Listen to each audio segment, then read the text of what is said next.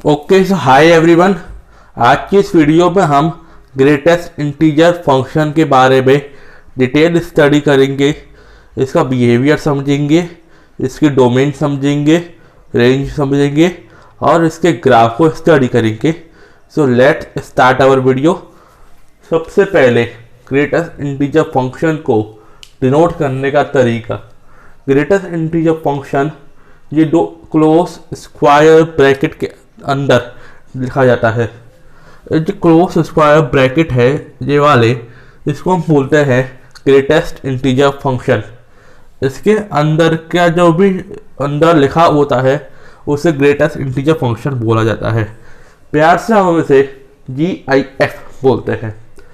Greatest integer function के दो नाम हैं, स्टेप वाइज फंक्शन और फ्लोर फंक्शन। बेसिकली एक GIF और एक स्टेप वाइज फंक्शन ज़्यादा फेमस रहता है।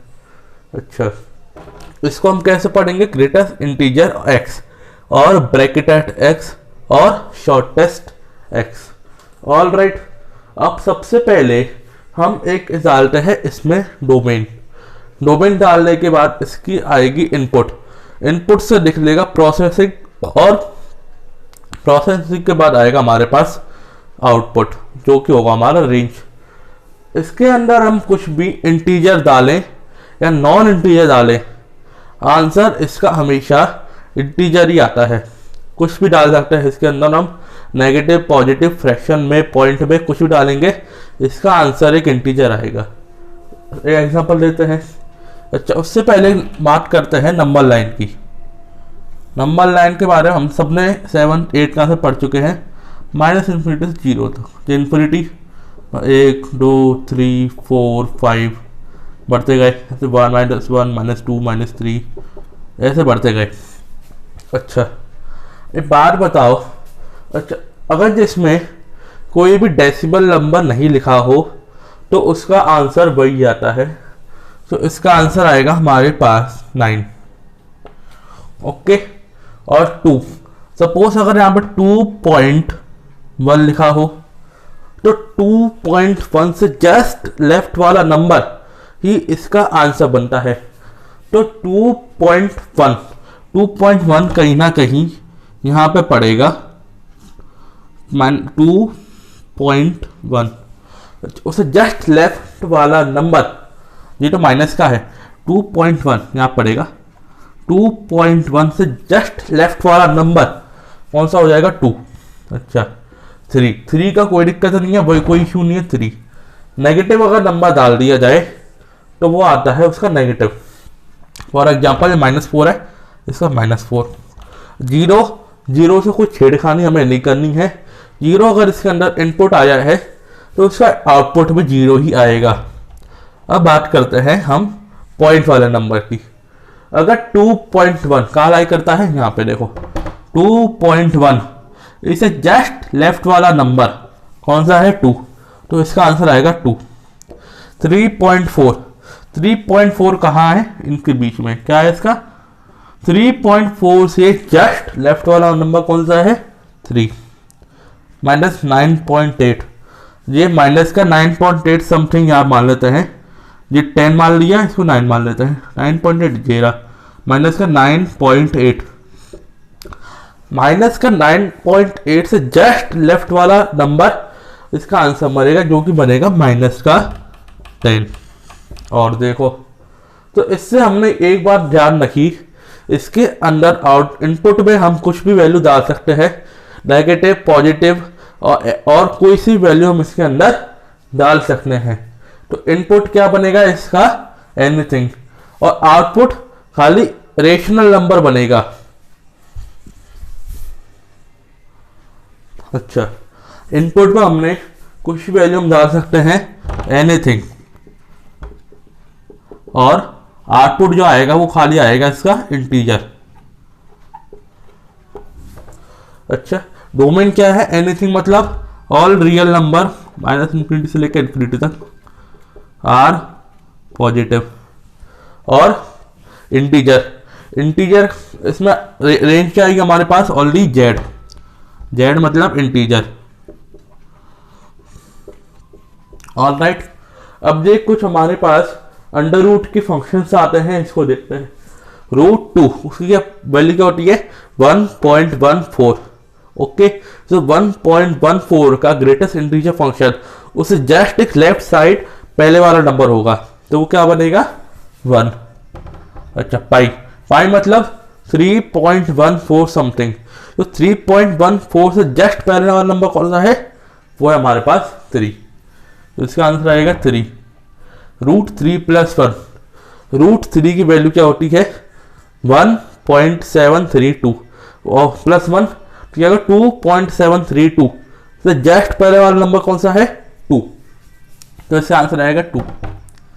अच्छा, ई की वैल्यू मैंने आपको लॉग के फंक्शन बताई थी, होती है हमारे पास 2.738। 2.738 का ग्रेटेस्ट इंटीजर फंक्शन आता है हमारे पास ओनली ऑल 2। ऑल राइट, अब हम इसकी बुकिश डेफिनेशन को समझते हैं।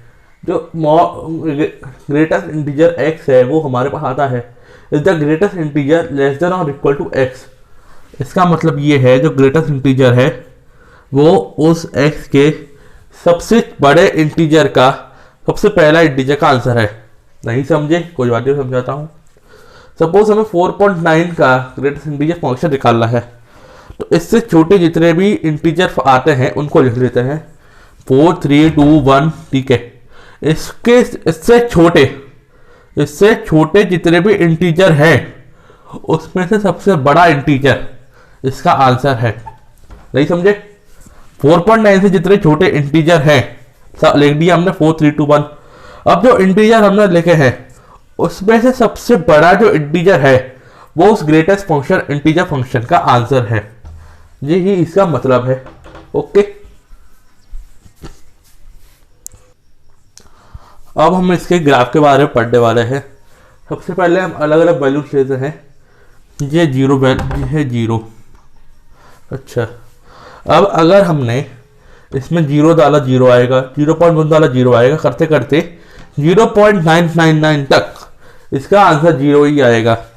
ऑल राइट, तो यहाँ से यहाँ तक हम इसके अंदर कुछ भी डाल देंगे उसका आंसर 0 ही आना है, लेकिन 1 नहीं डाल सकते। 1 डालते ही मामला गड़बड़ हो जाएगा। अब 1 डालेंगे तो इसका आंसर 1 आएगा। अच्छा, यहाँ से और 1.1 डालेंगे उसका आंसर 1 आएगा। करते करते करते करते हमारे पास 1.99 तक इसके आंसर 1 ही आने वाले हैं। अच्छा, तो इसका ग्राफ बनेगा जिस तरीके से आगे बढ़ जाएगा। 2 डालते ही इसका बिहेवियर चेंज हो जाएगा। पर 2 डालेंगे इसका आंसर 2 आ जाएगा। 2 डालने पर इसका आंसर आएगा 2 इंक्लूडेड के साथ। 2.1 डाला 2 आया, 2.99 डाला 2 आया। अब 3 डालते ही इसका बिहेवियर फिर चेंज हो जाएगा, तो 3 तक ओपन ब्रैकेट के साथ ये रहेगा। फिर वही कहानी, 3 डालेंगे, 3 डालते ही इसका ग्रेटेस्ट इंटीजर फंक्शन आ जाएगा 3। 3.1, 3.2 कुछ भी डालते जाओ अंटिल 3.999 तक इसका आंसर 3 आने वाला है। और 4 डालते ही इसका बिहेवियर फिर चेंज हो जाएगा। ऐसे ही जो फंक्शन बढ़ते चला जाएगा। अब बात करते हैं नेगेटिव की। नेगेटिव में अगर हम -1.999 डाल देते हैं तो उसका आंसर -2 आएगा। अच्छा, तो क्या हम बोल सकता हूं कि इसे 1 जो है वो इंक्लूड नहीं होगा, ओपन ब्रैकेट के साथ रहेगा और यहां तक ये इंक्लूड हो जाएगा। ओके, अब मैं बोल सकता हूं कि जैसे 2 पे अगर हम वैल्यू डालें 2 आएगी। 2 पे अगर वैल्यू इंक्लूड होगी नहीं होगी। इसके बाद ये जो वैल्यू 2.99 तक इसकी वैल्यू इंक्लूड नहीं होगी, लेकिन 3 डालते ही इसकी वैल्यू इंक्लूड हो जाएगी। वो 3.999 तक इसकी वैल्यू इंक्लूड होती जाएगी। 4 डालते ही इसका बिहेवियर चेंज हो जाएगा। तो क्या बोल सकता हूँ इसका जो ग्राफ है वो स्टेप वाइज बढ़ता ही जा रहा है, इसलिए इस फंक्शन का नाम स्टेप फंक्शन पड़ा है। आई होप आप इसका ग्राफ समझ गए होंगे। तो पहले इतना नोट करो। ओके, सो अब हम इसकी कुछ प्रॉपर्टीज पढ़ते हैं। पहली प्रॉपर्टीज है ग्रेटेस्ट इंटीजर फंक्शन के बाहर हमारी जितनी मर्जी हो हम उससे ग्रेटेस्ट इंटीजर फंक्शन लगा देंगे, तो काम अकेला जो ग्रेटेस्ट इंटीजर फंक्शन करेगा सारे के सारे ग्रेटेस्ट इंटीजर फंक्शन मिलकर भी वही काम करेंगे। एग्जाम्पल लेते हैं, एक एग्जाम्पल लिया 5.1, इसका ग्रेटेस्ट इंटीजर फंक्शन क्या आता है हमारे पास 5। अच्छा, पहली बात।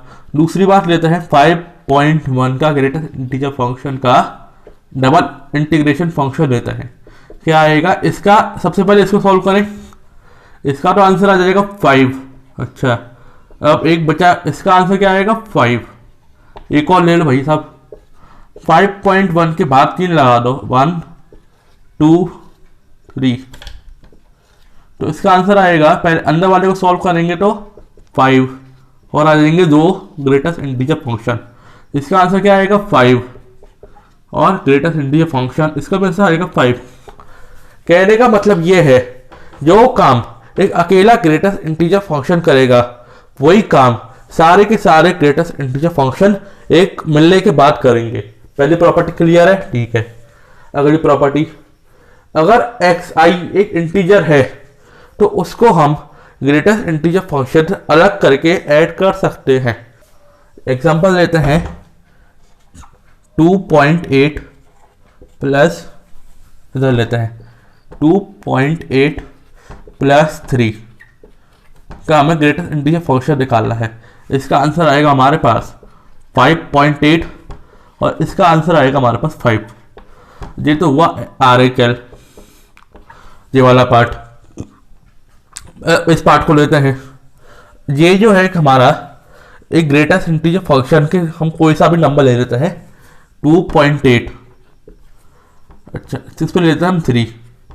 ये वाला जो फंक्शन है वो एक केवल एक नॉन रियल वैल्यू देगा और इंटीजर में हम डाल देते हैं 2.8।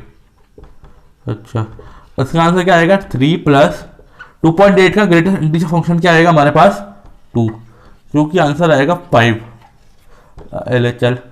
तो क्या मैं बोल सकता हूँ अगर i कोई इंटीजर हुआ तो उसको एक सेपरेटली बाहर निकाला जा सकता है।